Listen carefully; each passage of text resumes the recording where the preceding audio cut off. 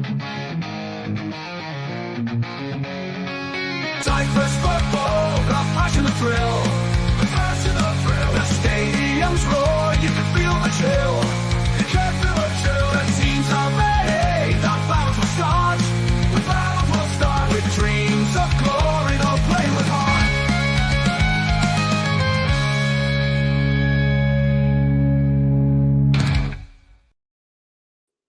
Kalimera, καλό μεσημέρι, καλησπέρα, καλό βράδυ, welcome, or whatever time you're listening or watching. This is Mappa. Welcome. I'm Stel. Pafos is here. Welcome. We have a packed show. Yes. Yeah. Clubs have been busy. Packed.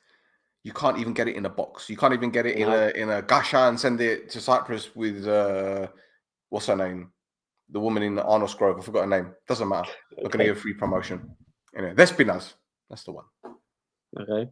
All right. So, how are you? I am great. I'm great. How are you doing? Yes, I'm good. Still Mr. alive. Mr. Sweeper Pod. Mr. Sweeper Pod. Yes, that was an Yeah. interesting one. That was an interesting Yeah. one. Good guys. Although we didn't get as much coverage as I would have liked, which is understandable because it's only like a 45-minute show anyway. But I appreciate the them reaching out and asking about Omonoia Aradippou and Mayu. And I hope I didn't say anything to upset people. I don't think it did. No. I think it was fairly balanced in all fairness. Yes. Yes, it was. In fact, I gave him more credit than I gave Omonoia in all fairness. Don't come at me, I beg. Yeah. Well, remember you're the AEL fan. Yes, sorry. I'm Yeah. a closet AEL fan, yes. Yeah. Yes. Yeah. Tasso is here. Okay, I'm ready to sweep those tears. Here comes Pedro. Here comes Pedro. Forget, here comes Karen. Here comes Pedro. Petro. Yeah. Right. Where shall we begin? From the beginning. From the beginning. Nice. Well, the beginning is always the Cyprus League Roundup. Cyprus League Roundup. And why is it not coming up on my screen? What's happening? Okay, here we go. So, Omonoia Aradippou beats Omonoia Aradippou by a goal to nil. Goal scorer being Desland, an own goal. The guy that gave away the ball from the free kick. He had a stinker, didn't he? That own goal is something else, man. The control, the first touch, the control for that first touch is amazing. Playing it off his other foot, put it into his own net. Yeah. And we want to forget quick time. Yeah. It almost bears investigating. Almost. Now, Almost. I want to bring up something else as well about Sylvain Deslandes, is that the commentators in Cyprus don't remember he's French, so they always pronounce him Deslandes. Sylvain Deslandes. Listen, I'm not gonna lie. I can't even pronounce his name, so I shouldn't really be saying too much about it. But I know that there's a silent S somewhere. Yeah, all the letters are silent. All the letters. It's all the letters are silent. Yeah, so you're just silent every time he gets the ball. yeah, exactly. His name is a glottal stop. For all you linguists out there, right? Yeah, but yeah. So, oh God. Got a couple of news. Couple of news. A couple of bits of news. One is that Omonoia Too Furious have been busy releasing players. It's getting a bit fishy out there right now because they've released Moldovan defensive midfielder who's played 16 times for them since joining this summer, and that is Catalin Karp. Do you get it? Fishy. Yeah, fishy. There it is. There it is. He got it. He got it. Yeah. And the second one is actually news for this weekend. Is that the Omonoia Too Furious game? This is Apollon in Peristerona. Is going to be played without fans. Yeah. So basically, the Cyprus police did what they did for the game that AEL had as well in Barcelona versus them, and said that there's going to be a lot of trouble if Apollon fans are allowed to go to the stadium. So the Cyprus FA have agreed with them and have put a preemptive ban on away fans, which, if you remember, AEL released a statement when their fans were banned from going to the game in Barcelona, saying that we will accept this time, but we will not accept it again, regardless of which club's fans get banned from travelling. Now, this was said 2 days ago that this was going to happen. No statement from AEL as yet. Okay. Yeah. So just putting that there. And that's it from me. Yeah, you sure? Yeah. Okay, fair enough. Because I know Omonoia Aradippou made a couple of signings this week. Did they? I know they signed Mozino last week, and who's the other one? And Boligarpo. Mm-hmm. And they both made their debuts in the game against Omonoia Too Furious. Mozino had a good, he had a good game. He had a good game before it got subbed off. But yeah. Well, as far as I'm aware, on the right-hand side, according to reports, Torpedo Gudaisi winger Jorginho is set to join Omonoia Aradippou. Jorginho was actually at Manchester City's academy, believe it or not. And a defender called Burama Fomba, I promise you that's his name. Okay. He was at Levadia, which is a team from Estonia. Okay. Apparently, he's going to be joining Omonoia Aradippou as well, central defender. Okay. So 2 new faces possibly coming in. There you go. Jorginho's the one on the right, and the other one, Fomba. If you can imagine he was a goalkeeper and he fumbled the ball. A fumble from Fomba. Fomba cats. Why has anyone not thought of this before? Oh no. By the power of great. That's He-Man, sorry. That is He-Man. What is Thundercats then? Which one was that? Thundercats, hold on. It's Thundercats. It's Panthro, Liono, Tigra, Snarf. But didn't they have like a saint? Oh. Did they? Thundercats phrases. There's got to have phrases. Come on, Thundercats phrase. Thundercats, ho! There you go, see? Okay. Oh my god. Okay. Sorry. Anyway, so let's move on, shall we? Move on? Yes, please. Move on. Yeah. Oh, hang about. Good evening, Gulli. Don't know if you agree, but both Aradippou and Enosi are better than second division, especially Aradippou is quite decent. Hey. I've been saying that about Omonoia Aradippou all season, right? And it's down to that head coach. Hugo Martins is doing. Has he now signed up with Garavida? Has he? Has he not? I don't know. Dude, am I the only one that's paying attention to things these days? Why would Hugo Martins sign? Let me just double check. I need to go back on my thing. Omonoia Aradippou. I'm sure I saw something today with him and Garavida. Did I not see something today? I want to go on our Discord now. Oh, this is doing my head in. Pedro, find me the post, please, about the Martins and Garavida. I'm pretty certain that they have teamed up together or they are doing stuff together. Well, it would explain Omonoia Aradippou bringing in Fumba. Yeah. Yeah. Oh my god, I'm sure it was on Thema Sports. Let me bring it up now. For crying out loud, I shouldn't have opened my mouth. Yeah, I mean, where's Pedro? Pedro, give me the link. Pedro's gonna do it. Okay, thank you, Pedro. GK, good evening. It's there you go. You've kind of left a sour taste on the pod by bringing up Garavida so early. Sorry, bro. Yeah. Anyway, let's move on while Pedro finds a link. So, yes. Next game. Yeah, great. Ethnigon nil, AEL nil. Only one thing to talk about. Tchaikovsky missed a great chance. Yeah, he hit the post twice. He hit the post twice.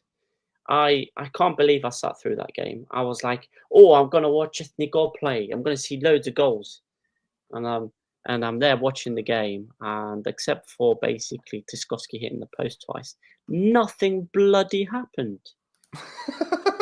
And it's like every time. I don't know, man. I don't know. I've done a breakdown statistically of goals scored in matches for all the teams, and Ethnico, the total amount of goals they've had in their games is 61. Second is Garmiodisa with 60. Right. Okay. So in theory, if you want to see goals, you either watch Ethnico play or Garmiodisa play. If you do not want to see goals, then you watch Paralimni, because they've only had 39 goals in their games. Oh, well, they're playing Omonoia at the weekend, so yeah, we might see a 40th goal. Yeah, well, or it'll finish 0-0. Yeah, true. Yeah, true. Right. No. So, okay, go on, Karen. AEL have been very busy. So they've released Frank. No, they haven't released him. He's gone out on loan. But Frank Bambok has gone on loan to a team in Georgia called FC Garechi Sagarejo. Yeah, that sounds right. Yeah? Garechi Sagarejo. Listen, the way that you pronounced the Chinese teams last week, anything you say, I believe. Garechi. Okay, I'll pronounce the J's with some force. Garechi Sagarejo. Garechi Sagarejo. Luca, do not come at me. Anyway, you just sounded like a deaf Cypriot saying, "Give me a chair." Oh God! Right. Anyway, Garechi Sagarejo in Georgia. GK, so, oh no, it's happening again. So you played. You played. We need to do a compilation video of us pronouncing all of these foreign names. Started with Jew Gardens. Jew Gardens. Anyway, another one who's gone is Miguel Melado. I said that like 3 weeks ago he was going to be gone. Defensive midfielder, released following 17 appearances since signing for the summer. He's also been announced for Galicia in Greece. I pronounced that correctly. I don't want nobody coming at me. Galicia Thasos. Galicia. It's Galicia Thasos. Oh God. Anyway, AEL have also signed 2 players. 2, 3. Hold on. Yep, 1, 2, 3. 3 players. We've got Leonel Strumia, 32-year-old Argentinian midfielder who was released by Aktobe in Kazakhstan. He's also played for RFS and Liepaja in Latvia, and Arumni in Argentina, 287 appearances with 4 goals and 14 assists. He actually looks really decent on the ball, but when he doesn't have players around him. On the ball, he looks pretty decent, but... That could be anybody. Yeah, true. We've got Dennis Tomala, 32-year-old German midfielder who's been at Heidenheim since 2016. He's also been at Lech Poznan, RB Leipzig, SV Raid, Hoffenheim, and Karlsruhe. And you pointed out they had a very strange injury record. Yeah, for the last 2 seasons, he's had. So this season he's been off for 91 days, and on Transfermarkt is just listed as ill. Oh. Yeah, and there's also another one, another period of ill last season. Sorry, I'm just dying there. Like you. Yeah. And then we've got one of the better named players to arrive in Cyprus for a long time. We've got Zeturbo. Zeturbo. Yes. It's like Bedro on a motorcycle in Fortnite.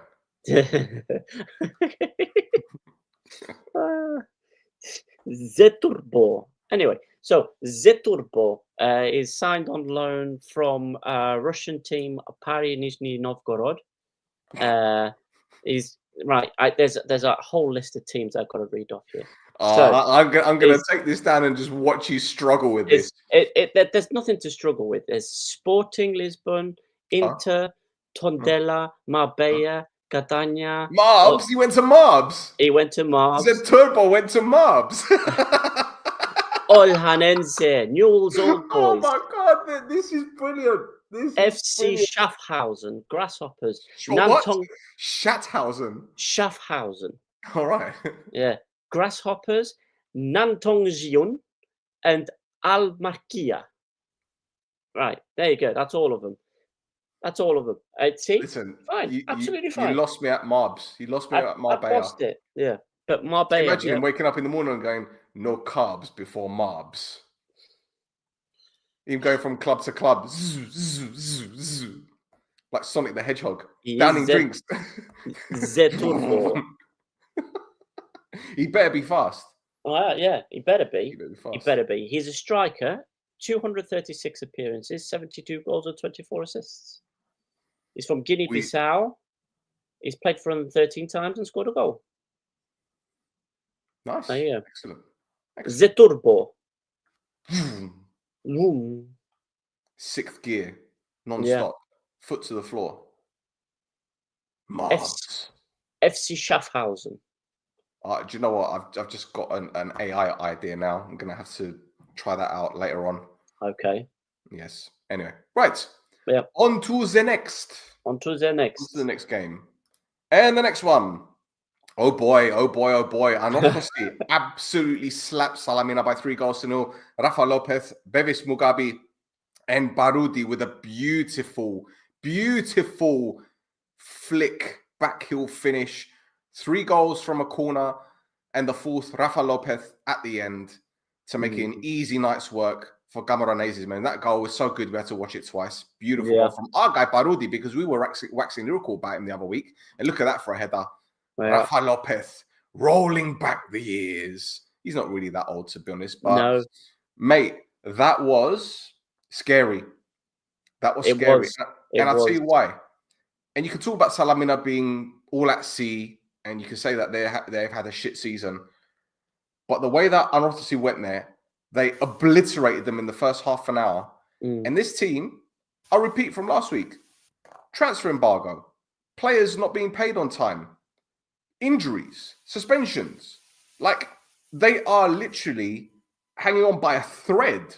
Yep. And Gamoranese has come in, he's gone, don't worry, I got this. And he's galvanized them to a point where I'm saying, bro, if you lot ain't careful, you end up 6th in this group. 7th. They'll be above you. You reckon? 7th, man.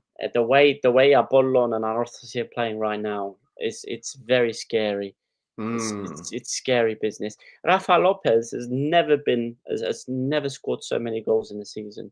He's on 11 now, I think. Yeah. He's the top goal scorer in the league. But I got to say something about now Salamina, man. The absolute disaster of defense.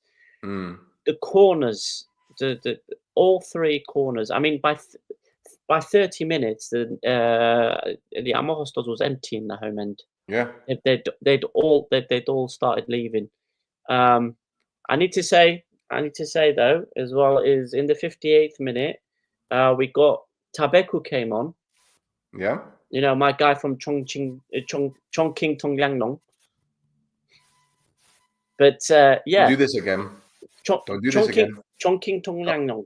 Now, as well, like you can see, like Bursaididi kind of not necessarily give up, but in like the 82nd and the 85th minute, he put 2 16-year-olds on. What? Yeah. Salamina finished the game with 2 16-year-olds on the pitch, plus Galanidi in goal. I think he's only 19 as well. Yeah. So yeah, there's big problems at Salamina. No, I think that they really need to improve if they're going to survive the drop. Yeah. How are they going to improve, Thasso? How? Well, they have made a signing Another one, we've got Ange Freddy Poumen.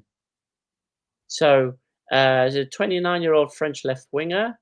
I'm going to read off a load of other clubs now because clubs in Cyprus just seem to sign players who just like going places. They'd be otherwise classed as journeymen. Yes. So Ange Freddy Poumen has played for Lens, Fulham, Red Star FC, CS Sedan, Rouen, Hapoel Hadera, Beitar Jerusalem, Samsunspor, KV Westerlo, Ruk Lviv, Hapoel Tel Aviv, Nes Ziona, and Bnei Saknin.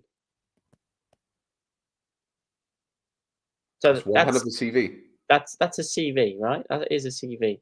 He's got 37 goals and 12 assists in 264 games. And he's also played 20 times for the Guadeloupe national team. Ooh. Yes. Okay. Yeah. So, again, neither of us have seen him play. Nope. But do you think he will make a difference? I don't know, man. The initiative that Nea Salamina need to do, the where they need to be investing, is in that defense. You know, they shouldn't be needing to play Lesiaks, Tomovic, these players. You know, every game. They're old. They can't deal with it, man. Those defenders cannot deal with the increase in the skill level that forwards have had in Cyprus over the last couple of years. And the speed. Yeah. I mean, Lesiak showed it last week, where you know they basically they left him for dead for that first goal. Yeah. But anyway, one player who's gone. Yep. From Nea Salamina is Miguelito. Oh. So, 34-year-old Portuguese midfielder has been at Nea Salamina since July 2021.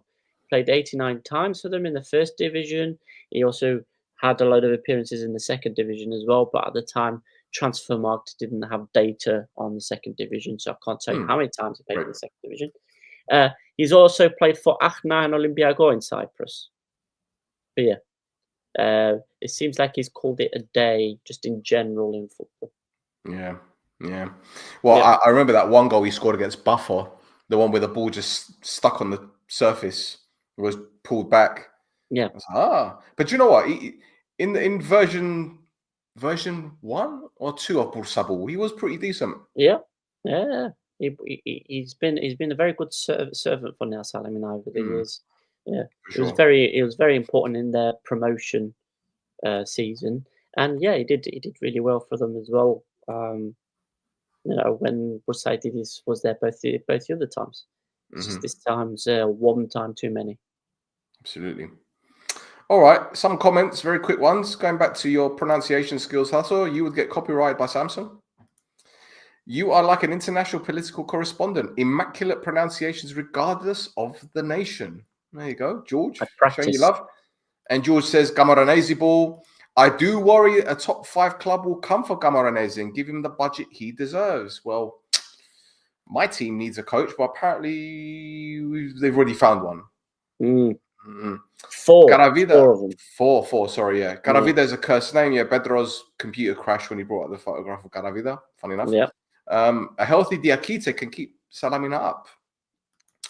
Corner goals just make your life easier. Elias Stoya tonight, 3 goals, easy win in Karabakh. As I keep on saying, if you work on your corners and you can add variation, you can break teams down that got a low block. Just saying. Yeah. I'm not going to put up Pedro's comment because I'm not going to mention it.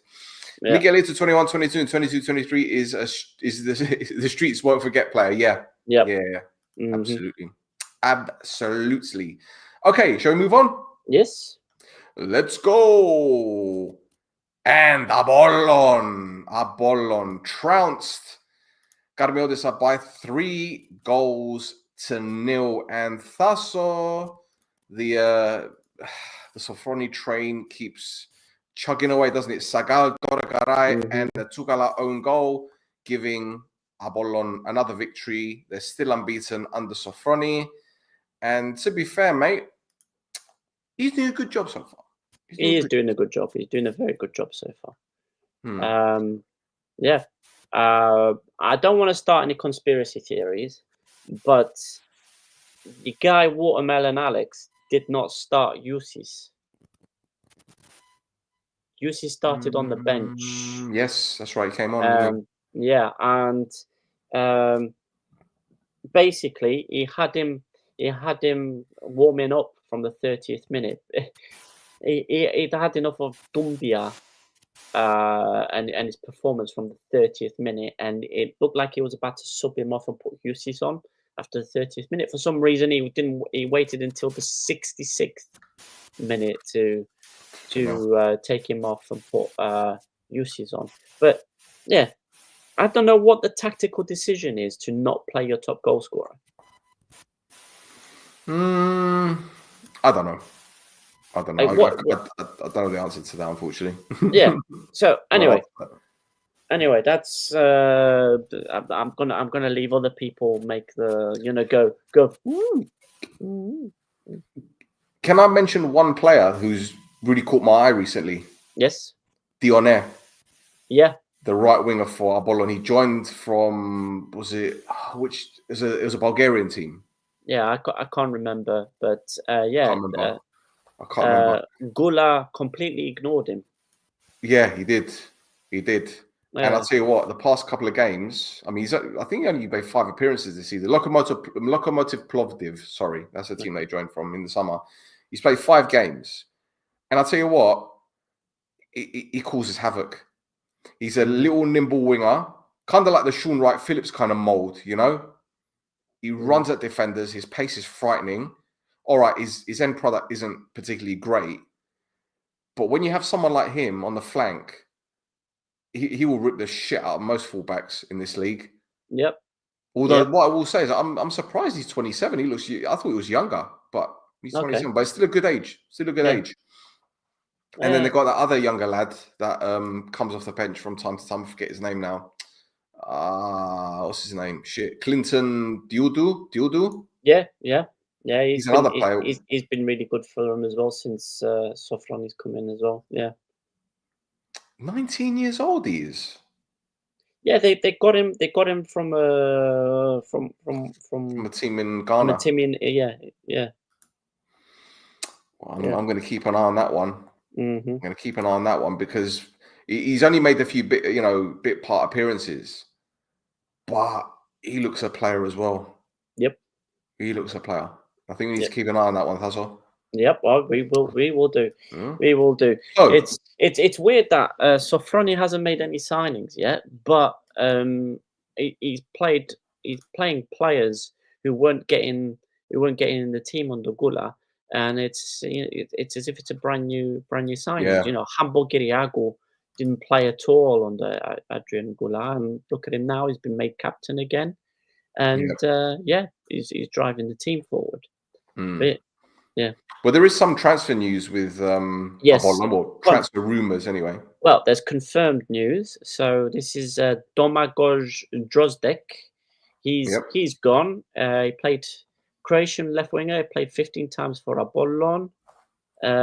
He signs for Tractor FC in Iran. And I was like, that's a weird place to go from where he's come from to where he's going. And I saw that the head coach at Tractor FC is former Croatia under-21 coach Dragan Skocic. So there you go. Explains it all. So Drozdek was one of the solutions that Sofroni had in place for Malakidis' injury. Mm-hmm. So that's one less solution. Yep. And as well, they Apollon every week they do like a injury update, and they said that. So you're very close with when Malakidis is coming back, because they said he's still 5 weeks out to return into training. So 5 weeks out returning to training is March, like you said. Yep. Yeah, and then obviously a couple of weeks to get him up to scratch again. Exactly. So there you go. I know my stuff. Yeah. I know my stuff. Now, Apollon were trying to sign left backs, but Yes. all the left backs that they're trying to sign keep saying no to them. No. No. No. which I find hilarious. Yeah. What are you gonna do? What are you gonna do? What are you gonna do? Well, there's a couple of transfer rumors. Apparently, according to several websites in Cyprus, Terrell Walter is set to join Apollon from Dilagori. He was one of their better players, and he was linked with Den Haag. Apparently, that's not going to happen now, and he's set to join Apollon. Now, this week, a couple of news sites said that Frank Bolli was going to join Apollon, but that apparently is dead in the water, and they're now going for Ali Youssef of Hacken, centre forward. So let's see what happens there, because Apollon apparently need a winger and they need a striker. They don't need a striker. They don't. They've got Doregaray and they've got Marquez. Exactly. They don't need one. Exactly. But anyway. They don't need one. They don't need one. Don't buy a striker. Don't do it. It's a trap. Yeah. But there you go. There you go. Anything else? Nope, that's it. No Garmiodisa news. No Garmiodisa news. Wow. It's very quiet at the moment. Yeah, I don't know where this guy's gone.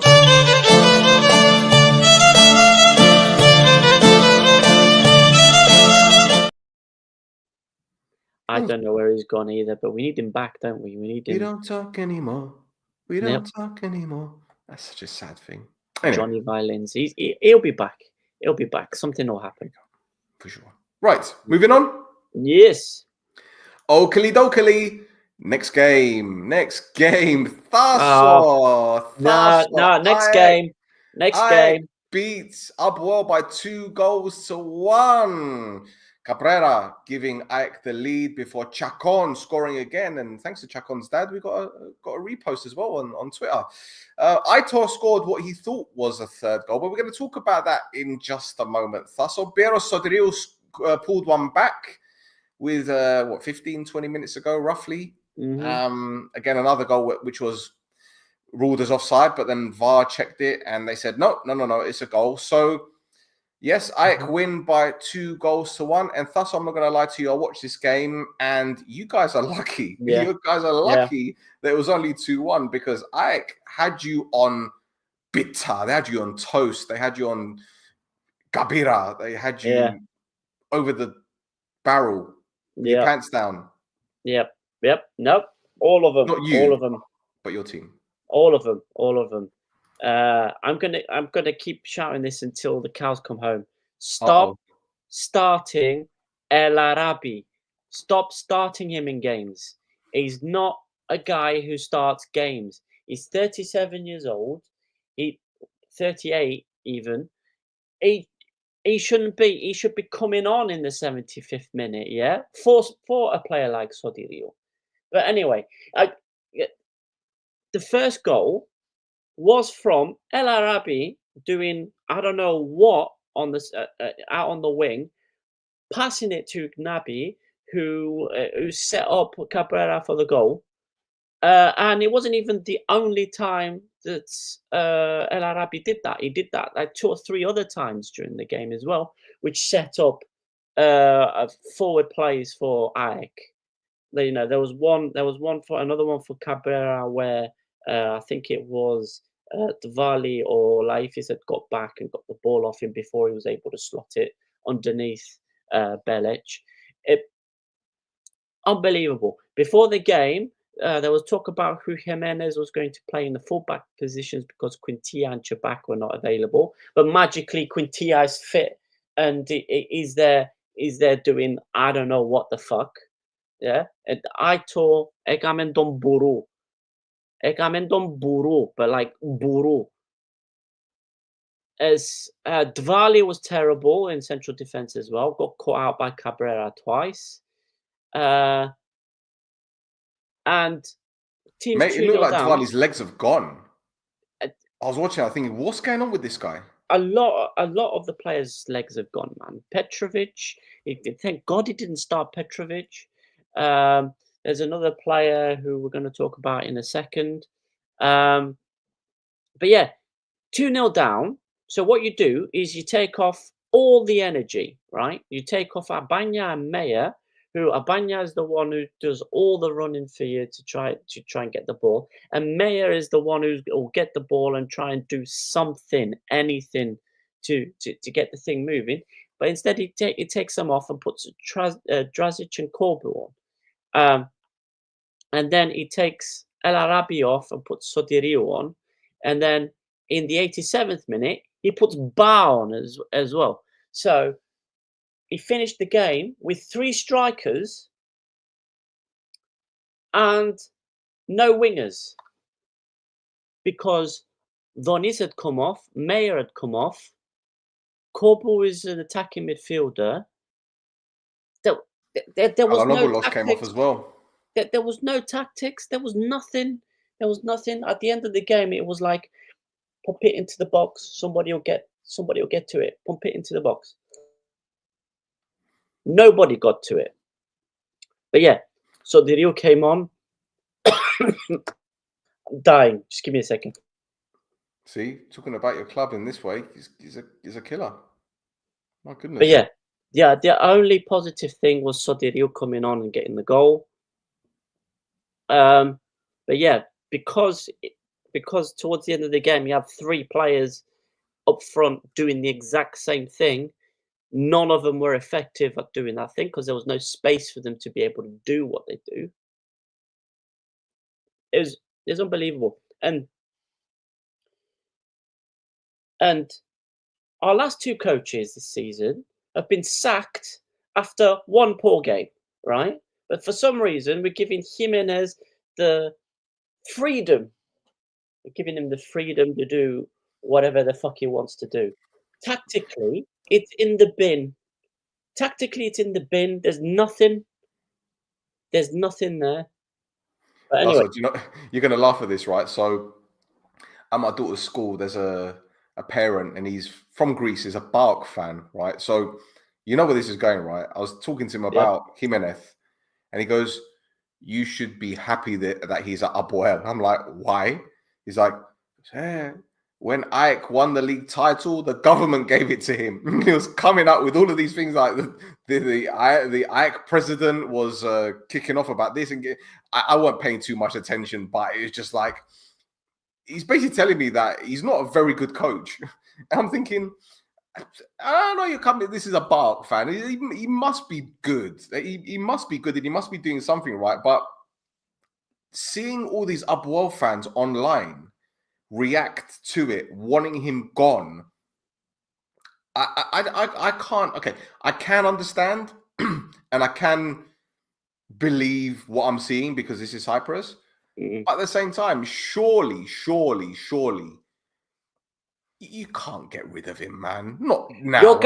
Yoga Bonita, whatever he said in his press conference.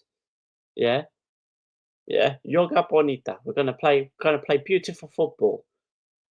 If this is beautiful football, man, we're done here. I'm gonna stab my eyes out. This is ugly shit. I didn't want him in the first place because it's an endemic problem. He's part of it, but he's not all of it, right? The whole issue at AEL is the guy right at the top. And the guy right at the top, what he's going to do is if people start whispering a bit too much about him not knowing what he's doing, he's going to sack the coach. And then we start that whole fucking process again. All right, let me ask you a question then. Sapinto, Gallejo, Dominguez, Jimenez. Which one of those would you have kept? Dominguez. Yeah. Okay. Yep, Dominguez. Because he said it himself, right? Is that finally there was an international break where you could work on the fitness of the players, and they got rid of him and brought Jimenez in. And the results in the league haven't improved, have they? Listen, I didn't want to say anything But for me, the writing was on the wall. The moment I saw him walking up the touchline, doing his Basel 40 walking, measuring and I thought this could be a comedy moment that we're going to be talking about at the end of the season. Yep. Because there's so many players on our team that aren't getting a look in because of what? Like Vitomir had a very good set of games against Omonoia Furious, right?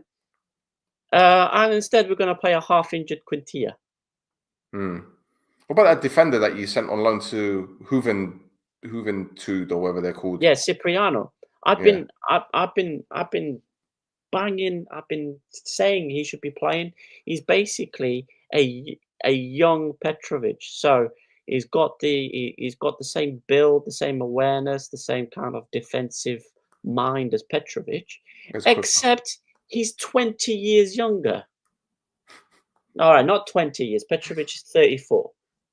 But you know where I'm coming from. Like, he's 15, 16 years younger than him. Instead, we're sending him out on loan. Lautaro Cano is apparently going to be released.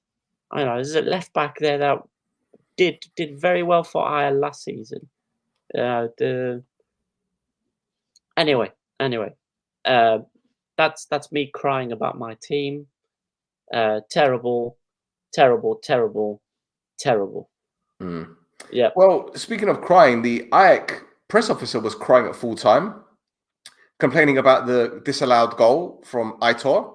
And in true Cyprus fashion, he decided to get his phone out and show a screenshot of the offside. Yeah. It's offside. What do you want? What do you want? What do you want? What do you want? He wanted the goal. It's not a goal. It's offside. Shall we show it again? Shall we show it again? Yes. Yeah, please. Let's watch this sequence again. So he scores the goal, and just for the benefit of our viewers, you know what I mean? Listeners. Yeah. Listeners, viewers. There you go. Yeah, there you go. Now, the question I have, and again, I'm not going to be arsy about it because when you look at the lines on the pitch, the lines have been drawn correctly. But what if the lines were drawn to be parallel to the penalty area? Would that have made a difference? Well, would they? I'm asking. You're I don't think so. the lines guy. No? Okay. I don't think so. Because Mario in the group chat in our Discord mentioned it, didn't he? Mario, I don't know if you want to repost what you put and I'll bring it up on the screen. I'll just read it out. I'll find it. So in essence, Mario is going through the training to become a referee, and they actually talked through how the lines are worked out on in VAR. I found it here. Yeah. Today we got taught how the VAR lines work. The lines for the disallowed goal were 100% correct. Yeah, there you go. I don't understand how AEK were complaining about it. If I'm honest, even watching it, I knew it would have been disallowed. We have 11 cameras in most stadiums checking for all possible angles. 11 is decent compared to most countries around us in the standings. Okay. Yep. There you go. Yep. Oh, there's something else I forgot to mention. Sorry, carry on. Sorry, no, don't worry. Ignore me. Okay. Ignore me. All right. Ignore me. All right. So yeah. Anyway. Yeah. Oh God, no, I didn't put it in the notes. What's that? AEL announced the release of Georgi Kostadinov. Yes. 34-year-old defensive midfielder. He's now gone. Obviously, very important for the title win. Very important player. But yeah, like a lot of the players that won that title, it's just been one season too many for him. And good luck to whatever he's doing in the future. How many players are left in that squad that won the league? Belec, Dvali, Suzic, Dvali, Petrovic, Petrovic, Zoni. Yep. Sarfo. well, I mean, yeah. I guess he played some games, but yeah. I think that there's not off the top of my head. There's not a lot of them left. That's incredible because when you think about it, Omonia still have one player left from that team that won the league 4 years ago. Yeah, Still yeah, Fabi. The rest yeah, have gone or retired. yeah, But in one season, you guys have only got 6 or 7 left. yeah, yeah. Bonkers. Like I said. Like I said at the beginning of the season, it looks like Apollon the year after they won the league. Yes. Yes. So. Oh yeah, Gago and Loizo. Yeah, okay, fair enough. Fair enough. But I'm talking about seniors that played regularly. I wouldn't say Gago played regularly that season. Loizo, yeah. But yeah, even still 3. Oh, you look at Apollon from the title-winning team. How many are still there? No one. None. No one. None. Incredible. Yeah. So yeah. So do you want to talk about this guy? Have we spoken enough about him? Yeah, we've spoken enough about this guy. Ganidon. Fucking waste. Yeah. Right, Ade. Next one. Yeah. Next one. game. Oh yes, Omonia nil, Ari nil. Omonia wasted a lot of chances first half. Couldn't find the back of the net. According to head coach Yanni Anastasiou, it was Omonia's best first half, even though we didn't score. Second half, Ari made substitutions and they completely overran us in the middle of the park. Okay, they didn't create anything clear cut. I think Fabi had one thing to do and he dropped the ball, but scored it out. But Ari won the front foot second half, totally dominated possession. But at the same time, didn't do anything to deserve a win. So I think 0-0 was a fair result. Ashbilevsky set up full time. To be honest, Tasso, I don't have anything else to say about this game. It was just the point didn't benefit anyone. Yeah. So yeah, you anything? Yeah. No. I mean, you basically said what I had. The Semedo hit the post. We didn't mention that. Yeah, Loizo had the ball in the net, but it was given. It was disallowed for offside. That didn't stop the Omonia social media people from putting the goal up, right? I'm gonna find it and bring it up because I'll be honest with you, man. It's shameless. It's absolutely shameless. Because just to remind those who don't know, at the beginning of the season, Omonia went to Poland for pre-season tournament. Pre-season training. Yeah. And they played a few games and only scored 1 goal. They scored 3 in total, but 2 were disallowed. What the social media team did, shameless. They did a video package with Omonia's goals in pre-season. And they included the disallowed goals. Of course. And this is exactly what they did the other day. They showed the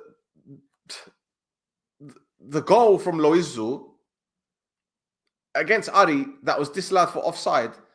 And they had the temerity to be so braggadocious about Jovicic's Rabona. Look at this. They show it and then they put a little skull at the bottom. This is like, yeah, he killed them. Yeah. No, he didn't. Yeah. He didn't kill him. Sorry. And what makes it even worse, and I'm going to say this, there was some lunatic Omonia fans complaining on social media that Semedo was onside. He wasn't. He was not. It was not onside. He was not.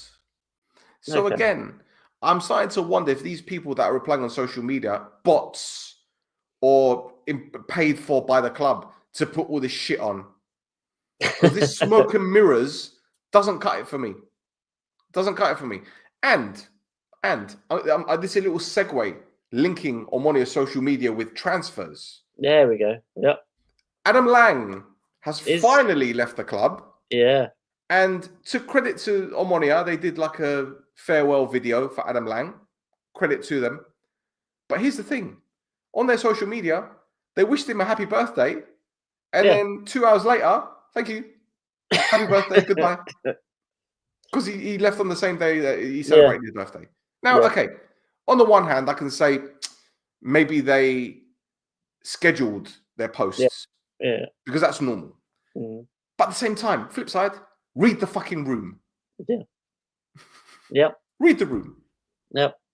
Furthermore, Adam Lang, before the AEL game the week before, was out injured, but yet he passed his fitness, his medical at Debrecen. Yeah, of course he did. Funny that. Yeah. Yep. Yeah. Well, listen. Just say 3 years. He was threatening. Him and his agent were threatening to leave. Yes, 3 years. 3 years. Every transfer window. If Adam doesn't get to play first team matches, he's gonna leave. He needs to play games, otherwise he's gonna leave. He's gonna leave the club if he doesn't play games. Adam is a very good player and he needs to be playing games. Every week, all the way through January, for 3 years, just hearing it again and again and again. But yeah, he's gone now, so we can all forget about him. Yeah. Well, there's a comment here. Our next game for us still bad field para Limni. Set pieces and long shots gonna matter hard. Yeah, they are gonna matter. Evandro maybe or Bezos, Mr. Yanni. Oh God, no. Just to let you know, and it's common knowledge at the moment, in case you don't know, Bezos has got 1 foot out of the door because they don't want him. They've told him he can leave. They told him he can leave if he finds another club. And that is probably going to come out in Ukrainian press in the next few days. Just to let you know.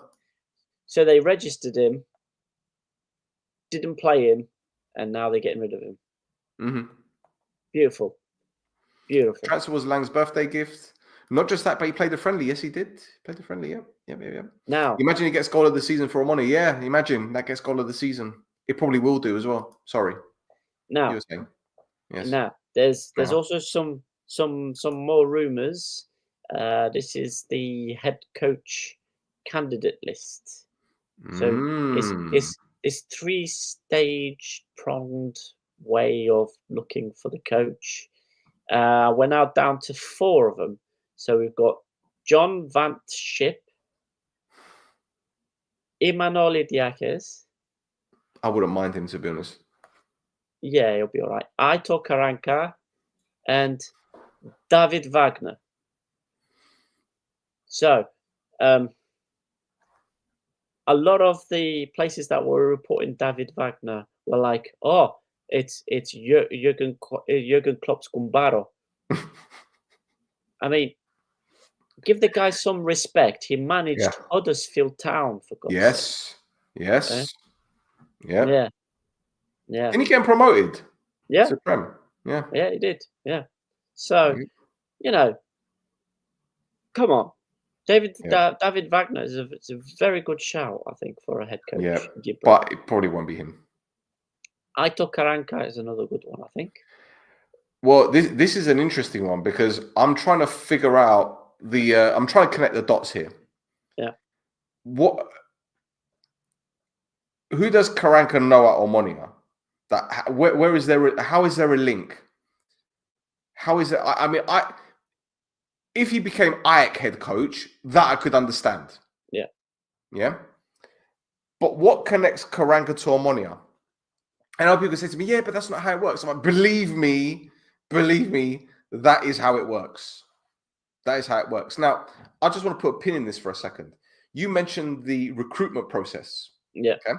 Yep. One of the news websites, I think it was 24 Sport, reported a couple of days ago how Omonoia would be recruiting the next head coach. So the first stage would be the scouting team would recommend the coaches and they would have a first interview with Baba Stavro, with the scouting team present and Baba Stavro. Mm-hmm. And then the next stage was a meeting, an interview with Yanni Anastasiou and Baba Stavro, and then they would make the decision, right? Mm-hmm. Today, Andrea Dimitriou, again, I could be wrong in my translation, but he said that Yanni Anastasiou was also present in the first interview. Right. So what's the point? I've got my wires crossed. Well, the point is, if he's in the first interview, how much influence did he have in bringing in the coach for the interview? That's my question. Yep. Okay. Got you. Okay. Now, on the flip side, again, I'm playing both sides here because I want to be fair. I want to be down the middle with this one. Maybe, he just wasn't involved in the scouting anyway. Like maybe he wasn't. Maybe he wasn't. Maybe he was just like, well, the scouting team, that's their job. That's what Baba Stavros instructed them to do. Mm-hmm. So maybe he stood. I don't know. But I just get the feeling the announcement is gonna be a bit of a. It's gonna be like one of those. So out of those 4 then that I mentioned, I who don't think would it's gonna that be be any for of you? them. It's not I going don't to think be it's any gonna of be any of them. them. It's going to be. Don't get me wrong. I wouldn't. I listen. David Wagner for me is a no-brainer. Mm-hmm. He's a no-brainer. Idiakis, yeah. Mm-hmm. I wouldn't mind him, and the reason why I say this is because I've spoken to a few Spanish players about this guy, and they rate him. And apparently, his brother is a really, really good coach. In fact, one player told me that his brother is the best coach he's ever worked with. Right, so he's going to bring his brother assistant probably. Then you have Karanka. That could go either way. It could be a masterstroke, or it could be an utter fucking disaster. Yeah. That I'm just saying this now. And Van Schip. Don't bring him anywhere near this club. Because he will be in a hiding to nothing the moment he walks through the door. And listen, as an Omonoia supporter doing no choftes, I'm going to be Van Schip out from the moment he comes in through that door. Okay. I don't want him anywhere near this club. Sorry. Can't trust him. And one other question. Looking at the history of Dutch coaches in world football, how many of them have actually been successful? Cruyff and Van Gaal. Any others? Rinus Michels, going back to how many years? Koeman? You think he's been successful as a coach? Well, okay. As a player, for sure. Scored that goal for Barcelona back in '92 at Wembley against Sampdoria, great. But as a coach, who? Frank Rijkaard? Is he being successful? Theodoros has got a good one there. Guus Hiddink? Yeah, I guess. Guus Hiddink. Has Hiddink won any European trophies? Because when I'm talking about Dutch coaches, I'm talking about elites that have won trophies everywhere that they've gone. Guus Hiddink has won the Champions League. He has won the Champions League. He won it with PSV Eindhoven in '88. In '88. I wouldn't be trying to I wouldn't be, comparing the guys that Omonoia are gonna be able to hire to Hiddink or No, I agree. But if we're bringing in someone like Van Schip, he's got the name as a player. He was a quality player. But his coaching CV, my friend, not great. Oh, my friend. I'm being nice. I'm being nice. It's not great. Have you seen it? I glanced at it. It's not. It doesn't. It doesn't. What's the word I'm looking for? He doesn't instill confidence. No, he doesn't.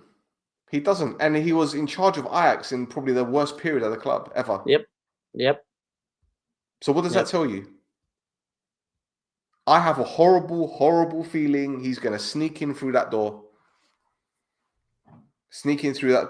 And you know what? We're going to play 4-3-3 and get found out every single fucking game because we haven't got a ball-winning midfielder. He's going to do the Dutch 4-3-3 bullshit with one player up top. He's going to play with inverted wingers. He's going to try going the attacking fullback. I can see it happening. He's going to play Gusolo every game. If he comes in to be permanent from now, he's going to play Gusolo every game to the end of the season.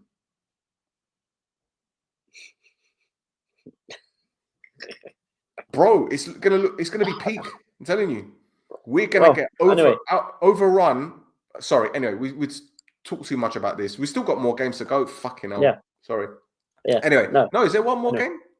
There's one more game. game. No. It's Buffalo. Yeah. Okay. Well. Buffalo opened up a 2-point lead at the top. They beat Paralimni by 2-0. Don't know what else to tell you. Anderson Silva scored from the spot. Goldar scored again. Goldar has to be up there for MVP of the season, contender. It's another headed goal, another clean sheet, another win, and no red cards for Paralimni, I guess. So that's a positive for them. Buffalo top of the league, 2 points clear, and anyway. Yep. And to make things better for everybody as well, they also announced a signing, didn't they, Buffalo? Mislav Orsic. Yeah. 32-year-old Croatian left winger, played for Trabzonspor, Southampton, Dynamo Zagreb, Ulsan Hyundai, Changchun Yatai, Jeonnam Dragons, HNK Rijeka, Celje, Spezia, all the teams.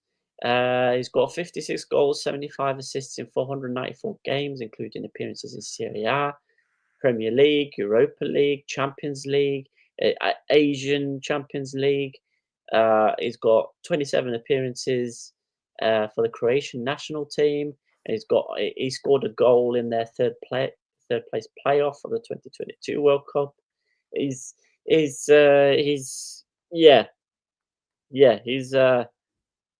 guy. He's a guy. Pafos have signed a guy.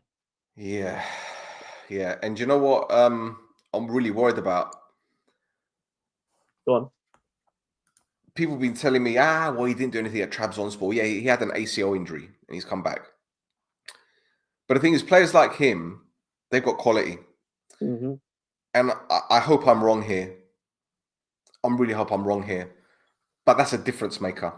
Not just for his quality, but because Buffalo are able to bring in players of this stature. Yep. We saw Ari do it with Goldson. This is just dick measuring at this point. Yeah. Uh-huh. But for them to, let Nadel go, as we see on the right-hand side, Nadel's gone. Yep. To bring him in, it's scary. It's absolutely scary. So that means that Ari are going to have to flex. And I think they're going to flex. Yeah, I mean, we've heard rumors about Ari putting together a transfer bombshell. Mm-hmm. We're still waiting for it, but yeah. Yes. It's going to come. If it doesn't come this January, it's certainly going to come in the summer. Yeah. And that just means that two teams will dominate the Cyprus League for years to come. Mm-hmm. Because the rest, your team, my team, the big hitters, haven't been behaving like big hitters. Nope. They've been behaving like mid-table obscurity teams. Yep, pretty much. And we're lucky there's 6 teams in the fucking playoffs. Yep. Because if it was just 4 teams battling out for the title, there's only going to be 1 or 2 winners. Mm-hmm. Sorry. Yep. Well, that's what happens when you do things right, isn't it, Tasso? Yep. When you have a strategy, I repeat myself, I keep saying it. When you have a strategy, when you have a plan, doesn't matter.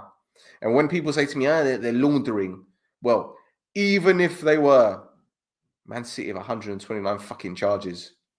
Yep. And they're going to get off. They're not going to. Nothing's going to stick to them. So morals and principles do not exist in football, boys and girls. You can bang that drum as much as you want. Yeah, but it's only hiding the bullshit that your teams are doing and my team. Yep. There you go. Anyway. League table. There we go. League table. But what a surprise! That's all. What a surprise. Yeah. Bafo first, 46 points. Aris second with 44 points. Aika in third with 40 points. Omonoia are in fourth with 36 points. 10 points off the top. Fucking hell. AEL are fifth with 32 points. Don't get me started on 14 points off the top. Don't get me started on that. Apollon are in sixth with 31 points. 15 points off the top. The former champions 3 years ago. Yeah. Anorthosia in 7th with 30 points. Then we've got Achna in 8th with 23 points. AEL in 9th with 20 points. 26 points off the top. The club that was in the top 6 challenging for the title 4 years ago. 26 points. Ruslan. Garmedisar in 10th with 20 points. Omonoia Aradippou are in 11th with 19 points. We've got Paralimni in 12th with 12 points. Nesalamina in 13th with 11 points. And two Omonoia, two Furious down at the bottom there with 7 points. Are they going to get relegated with the lowest points total in Brathlima history? I don't think so. I'm pretty sure there's already. I'm pretty sure they've already surpassed it. Yeah, mind you, you're probably right. Actually, you're probably right. I need to check, but I'm pretty sure. Yeah, we need to check which team received the lowest points total in Cyprus league history. I think it was AES one season because they had points deducted off them twice for match fixing. Okay. I think it's AES. I think they finished the season with 2 points. Oh God. Well, yeah. Nothing changes there. Then, if you want to talk about the way that they operate. Oh my God. Speaking of which, they lost 1-0 to Agrida at the weekend. Jason Punch's team, and Punch's team are now in 3rd place. Yes. Looking good for Punch. Yeah, we've got the second round of the second division at the moment. So they've had the split, and they've got to play 14 games, the top 8 and the bottom 8. So at the moment, it's looking very interesting up at the top there. Certainly. Yes. Right. What's next on the ticket? So, we need to come up with a theme tune for this because I think this is going to drag on. Okay. All the way through the season, but more tax stuff, and Omonoia complaining about that tax stuff as well. So we've got representatives from AEL, Apollon, Anorthosia, and Ethniko Achna held a meeting earlier in the week with the Cyprus FA representatives and the Cyprus Government Tax Commissioner's Office to discuss the issue of the unpaid tax debts that these clubs have, including the big numbers concerning AEL's social security fund payments. The meeting was held behind closed doors, and Omonoia took it upon themselves to issue a letter to the Tax Commissioner's Office after they were refused entry to the meeting. So, we have been informed through the media that our meeting is scheduled for Wednesday, 22nd of January, between you as the Tax Commissioner and the clubs of, who said them, in the presence of a representative from the Cyprus FA regarding the issue of the club's tax debts to the state. Unfortunately, the Cyprus FA has not informed us about the meeting as it should have, since we are an involved and interesting party. More on that later. It seems that it is operating behind our backs. The Cyprus FA is depriving us of the opportunity to be present and informed about this very important issue that affects the entire spectrum of Cypriot football in various ways. Therefore, please keep us informed of the content of this meeting and any decisions that may be taken by immediately communicating the relevant information to the Cyprus FA. This will ensure transparency and equal treatment of all teams, as all clubs will receive the exact same information and will know how this important issue is progressing. Now, after the meeting, AEL issued a statement on behalf of the 5 clubs, which were present at the meeting. So, regarding our meeting yesterday with the Tax Commissioner, we wish to report the following. We submitted a specific proposal with the aim of finding a formula for repaying the overdue debts to the state. We did not request debt forgiveness or any preferential treatment. We fully recognise our debts and our obligation to repay them. We await the government's position on the proposal we submitted, which is, in our opinion, reasonable and feasible. Positions that attempt to create impressions at the expense of our efforts, but also at the expense of the government's efforts, as it has expressed them, to find a solution, are driven by ulterior motives whose sole aim is to disorient public opinion and create impressions. Neither the state nor our groups need monitors at their meetings, since no agreement will be made in secret. We ask the President of the Cyprus FA to participate in the meeting as part of our effort to demonstrate in practice our intention to find a solution in which, in any case, the Cyprus FA will have the role of guardian in its implementations. So, 2 things from me on that. 1, if the government agrees to the repayment scheme, they're even bigger idiots that we give them credit for. the clubs in question already had a scheme in place to repay the tax debt owed and have made no effort whatsoever to pay it back. Now, Anorthosis and AEL have excuses, I think, basically because they've had like a lot of boardroom upheaval, which meant that finances kind of went out the window for both those clubs. Now, that's an excuse if you want it for Anorthosis and AEL. Achna, Apollon, and APOEL, what's their excuse? There's no excuse for it because there's already a repayment plan in place that they're not sticking to. So why would the government agree to a new repayment plan? The government has why these. does the letter K mean something? The letter K. Yeah. The guy that runs Apollon Mm. and the guy that runs Ethniko. Yeah, those are some Ks. K2, special K. Yeah. KK. But Petridi doesn't begin with a K. No. Kpetridi. No, it doesn't. And AEL, before obviously the Somadio took over, they had Sophocleus. Hold on. Forgive me if you've said it already. Yeah. But didn't Bedridi come out at the end of the meeting saying, I represent this club, that club, that club, that club? Yep. Yep.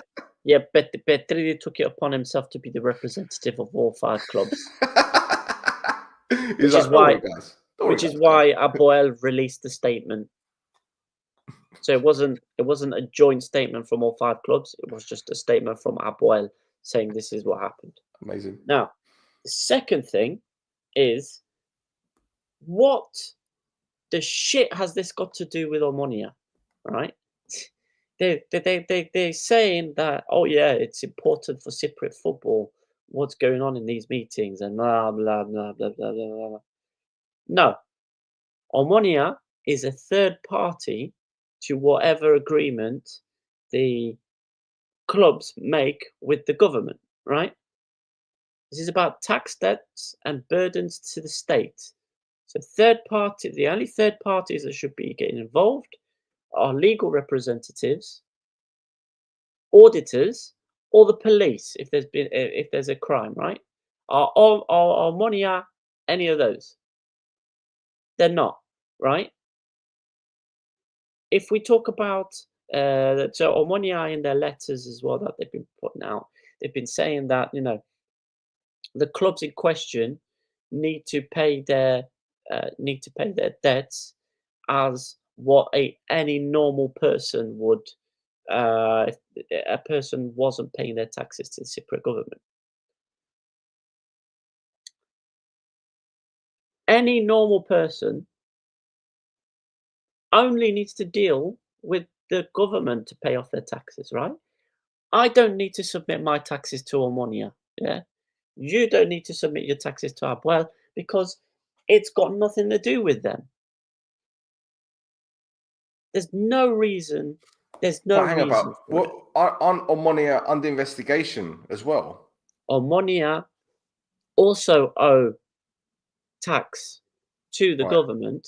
However, they have been paying into the repayment packages that they agreed with the government previously. Well, I'll tell you what it is. Okay, so we know the back and forth Omonoia and GOP have been going through for the past few months, right? Mm-hmm. I think Omonoia believe, in fact, no, I think it's obvious. Omonoia believe that there's some foolishness or some shenanigans going on between all these people. Mm-hmm. So they wanted to be present at the meeting to see what was going on, to find out for themselves, so to witness it. Now, did you see Andrei Dimitriou's comments on the radio this morning? Yeah, he broke it down into like 5 different sections, didn't he? To be like, no, that was the statement from tonight. This morning, he went on the radio, okay. And basically he was just explaining what was going on. So what he basically said is that the first realization, the first information they got from regarding this meeting taking place was actually through the media. So they saw information of this meeting occurring online. They weren't told about it. So that was the first thing. So they basically weren't invited to participate in this meeting. Then apparently there were more individuals or more people invited into this meeting who weren't actually involved in the original discussions of this meeting occurring, right? Okay. So what they wanted to, I know funny goes, taking all of this into account, and given we had not received official information from the CFA on the matter, despite the fact that the CFA president was to attend the meeting, we decided to be present and enter the meeting to be informed about the content as directly involved stakeholders. So basically what they're saying is that it's important. The meeting with the Minister of Finance was very, very important, yada, yada, yada. We all know why. But they're saying, ideally, all clubs should have been informed in the spirit of transparency, fair competition, and equal treatment. Now, Omonia's representative showed up, and he was turned away because they weren't among the groups that had requested the meeting. But they're saying is, how could we request it if we weren't aware of it taking place? So, again, I can you know me, mate. I've been very critical of the way Omonia have been behaving recently. I'll repeat. I think it's all smoke and mirrors, because what they're trying to do is deflect attention, their misgivings, the mismanagement of the club. I think they're basically turning around trying to create a dossier to say, look, this is what you guys are doing. You're all against us, this and that. My stance is not going to change in that respect. However, I can see where they're coming from at the same time, because it's like, well, if you're one of the clubs that's under investigation or involved in the tax allegations or whoever it is, you want to be there to not only talk about your side of things or to present your side of things, but to also be involved in any resolution that is being discussed. Now, in their eyes, they're thinking, well, all of this has been planned behind our backs. For all they know, or for all they believe, there's going to be more shenanigans going on, more toka, all that kind of stuff. So they want to be there to witness it happening. And now, with their representative being turned away from the meeting, that's more ammunition for them. They can say, well, clearly something dodgy is going on because we weren't present. And I get it. I don't agree with it. I don't agree with their hypothesis or their evaluation, but I get it at the same time. Yeah. No, fine. It's fine. But again, it's not, Omonia are not a stakeholder involved in this process because they don't have a criminal investigation being undertaken against them because of this stuff, right? So they're not a stakeholder in this. I agree. But at the same time, if it's with the Minister of Finance and it's relating to tax, and Omonia do have tax, can I use discrepancies, or can I just say a tax interest? Yeah, a debt, tax debt. Yeah. Yeah. So in a way, they are involved, if that makes sense. Yeah. While they're not under criminal investigation, they're still involved in the tax process. Yeah. So again, I'm not trying to defend them. Believe me, I'm not trying to defend them, but I can see where they're coming from at the same time. Again, as I said before, I think it's because they want to be there to witness any funny stuff going on. Any dippy die. Yeah, No,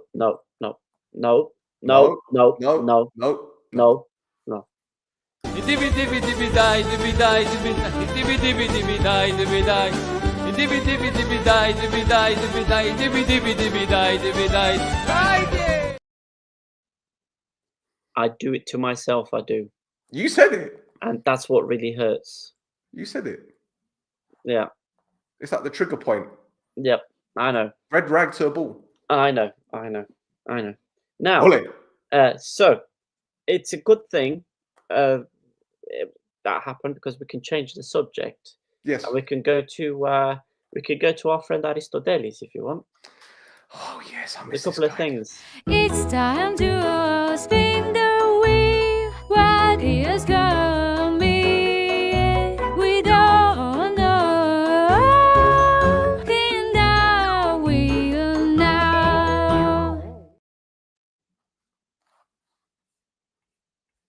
Richard Ofori, Ethnico Achna player. Remember, he did the thing. There he is. Yes. There he is. He did the thing. So he has been banned for 2 games and fined. And the apparently in the referee's report, it says that he gave he did it to an AEK player, not the referee. Oh. Yeah. Okay. Yeah. So would it have been any different if it was still referee? I guess not, because didn't Conceição do the balls thing at the Balls referee, thing. and he only Balls got 2 thing. matches as well. So But yeah, so yeah, Richard Ofori, 2 match ban. Another thing that came up. There's a few things that came up, but another thing that came up that I think bears discussing is that 2 separate coaches for 2 separate games have basically been hit with additional 2 match bans after they each flaunted the original 1 match ban by giving instructions to their teams prior to the match during the warm-up, and by yelling instructions from where they were sat in the stands behind the dugout. So this is Doxa Katokopias Agathoklis Kamenos and FC Krasavas Liassos Luka. Oh. Yeah. So these 2 guys, 2 separate matches. During the warm-up, was there on the pitch with the teams warming up, and then they made I'm going to go sit in the stands to watch the game because I'm not allowed to be on the pitch. And then from behind the dugout, were both screaming instructions at their players during the game. Mourinho No in one a will laundry notice. basket. It was not. No one's going to notice. It's fine. It's fine. Yeah. So both of them did it. 2 completely separate games, but both of them did it. Yeah. If you can rob a bank. Yeah. If you can rob a bank. Okay. So there Anything you go. else? No, that was it. Oh. I thought it was just really funny. He's being quiet, hasn't he? Who was? Our mate. Oh, Aristotelis. Yeah. The other thing, the other thing of note that happened is that the Paralimni press officer has been fined for what he said about referees and the head of the referees and the Cyprus FA and the rest of it. So that's Omonoia, AEL, and Paralimni have now been hit with fines because of what they said about the referee. No, even Garmodisa. Oh yeah, sorry, yeah, I'm Garmodisa. Yeah, the Stavros Dimostenos. Yeah, of course. I thought, hang about. They're the ones that have been the most consistent with their. He called the referee a rotten potato. Yeah. Halasmeni badada. He called him a halasmeni badada. Amazing. Yeah. Please check out the Krasava logo. What, the 4 fingers with the rings? Yeah. 4 horsemen. Okay, well that's it for that's it for Mr. Aristotelis. Yeah. It's time to spin the wheel. What is coming? We don't know. Spin the wheel now. Gulli, a quick word about Bitter rumors, guys. Do you agree? Why leave AIK? They qualify for the Conference League. I don't know. Apparently, he's going to CSKA Sofia for 2 million euros or something like that. 2.5 million euros. Yeah. Well, I think there's 2.5 million reasons there. Yeah. Yeah. I mean, there've been rumors about him leaving for a while, anyway. Yeah. There was also a Chinese club that was going in for him as well, but I can't remember what the name of it was. So don't. No, I can't remember. We can't do this again. We can't do the name game again. No, it definitely was not Chongqing Tongyang. No, it wasn't. No. Right, a couple of quick things. First of all, Valentinos Sielis. He's announced his retirement. He went on the Game Time radio show and he said, I'm done. I'm done. He had spells at Tottenham and Arsenal's academies before joining Doncaster Rovers. He featured for AEL before moving to South Korea. He played for Gangwon FC, Jeju United, and Busan iPark. Yep. He was at Luxor last season, and he made 17 appearances for the Cyprus national team. His only goal came in a 3-1 victory over Gibraltar in 2016. Apparently, he's a really nice guy and a good singer. A good singer. Okay, I didn't know that. Yes. I know that there's an incident. I think it's against AEL, where a forward had jumped up for a header. There was a clash of heads, and the forward collapsed, and he swallowed his tongue. And Shirley's was the one who gave him the first aid to make sure that. Oh wow! You know, yeah. So yeah, and he's also, and I've also read that he's donated bone marrow as well for. Oh blimey! Yeah. How can you not like this guy? He's a proper solid lad. Yeah, and a good singer. And a good singer. Apparently. Yeah. We'll get him on to do some karaoke with us. Yeah. We do karaoke night. We'll try to get as many former guests on to come and do karaoke with us. Dime que t'aziz rosa, mudiasme. Yeah, but who would sing that? Me, I'm singing it. Oh, you would sing it. Oh, I thought you meant one of our guests. I don't think Sim Tandy would sing that. No, he would not. Morgan Brown? Maybe. I might teach him the words. I think Shik Shak Shock would be good. Oh, yes. I know you replay it. You replay it. No, do not play it. No, you play it once. Shall I play No. You played it once. No, you've played it once. It's done. But yeah. Okay. Do we have time for Pass Corner? We should probably do Pass Corner as well. Pass Corner. Our friends over at the Players Union in Cyprus are still doing bits, and they participated in the Career 2025 conference organised by the Ministry of Education, Sports and Youth last Saturday at the headquarters of the Bank of Cyprus. Ching ching! During the event, our friend Spiro addressed students about the profession of football players, emphasising the hard work and sacrifices needed to succeed in the field. He highlighted the challenges faced by Cypriot footballers, particularly in gaining recognition from teams, as 88% of players in the first division are non-Cypriot. He also noted the difficult conditions in the Women's Football League in Cyprus, which we're going to go to in just a bit. Spiro also discussed the obstacles male players face in pursuing professional football careers, pointing out the issue of mandatory military service, as we've discussed before. He stressed that PASP is working with relevant authorities to address this, aiming to provide specific players with the necessary accommodations. Additionally, he presented the benefits of PASP's scholarship program. Through the annual football evaluations organized by the association, players have the opportunity to earn scholarships to pursue their studies and obtain degrees in their chosen fields. I think I have to get in touch with these guys, see if we can work with them, actually. It doesn't sound like a bad idea, to be honest. PAS collaborates with 12 educational institutions, equipping young players with tools for professional success. I have to speak to them, actually. That sounds pretty cool. And finally, Andrea Mikhail, a Cypriot footballer who has represented the national team since 2006, shed light on the struggles of women's football in Cyprus. So she appeared on a FIFA Pro project, and basically, despite global advances in women's football, it remains undeveloped in Cyprus with only 4 active teams in the league, and most players working other jobs to make ends meet. They're meaning like a motherfucker. Challenges include lack of proper equipment, inadequate support, and minimal opportunities for growth. The FIFA Pro Europe Initiative, ROGE 25, aims to professionalize women's football in underrepresented regions, including Cyprus.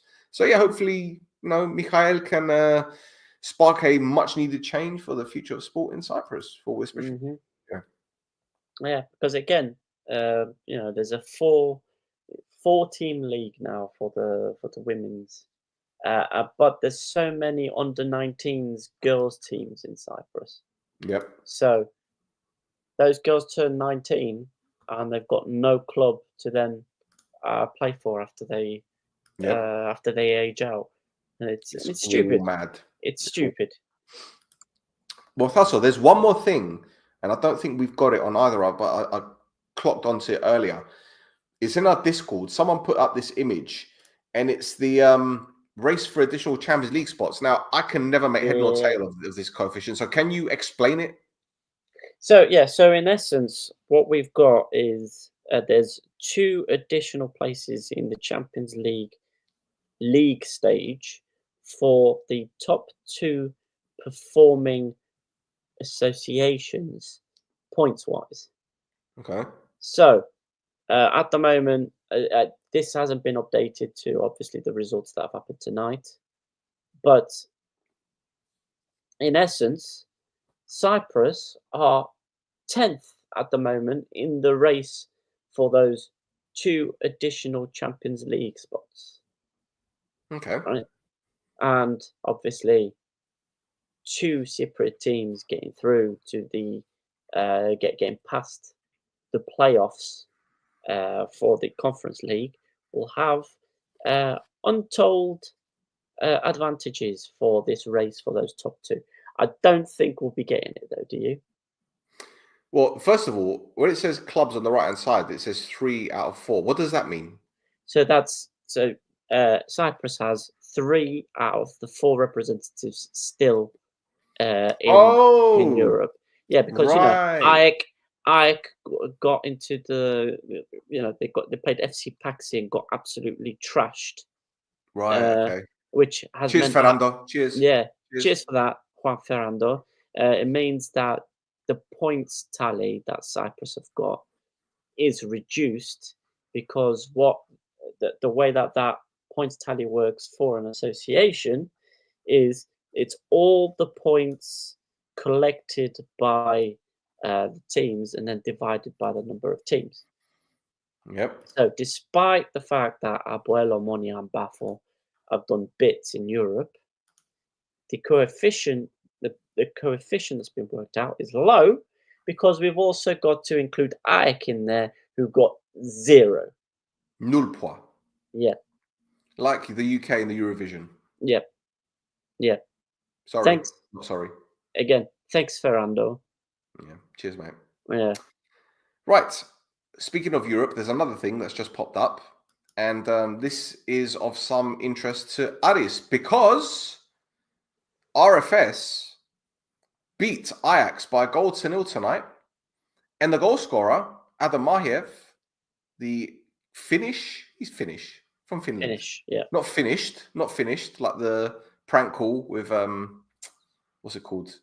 Antti Niemi. He's not finished, he's Finnish. He's about to join Ari. They've agreed the €1 million fee. So, yeah, on his way to Ari, an RFS legend. And congratulations to RFS and our friends over at the Latvian, or should I say the Baltic Football Podcast now. Yep. There you go. Yep. And again, Ajax off the back of Van Schip's tenure.